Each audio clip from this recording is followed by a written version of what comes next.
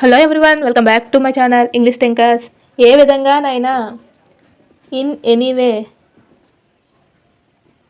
ఏ స్థాయిలోనైనా, at any rate, ఏ కాలంలోనైనా, ఎట్ ఎనీ టైం, ఏ క్షణంలోనైనా, ఎట్ ఎనీ గివెన్ మూమెంట్,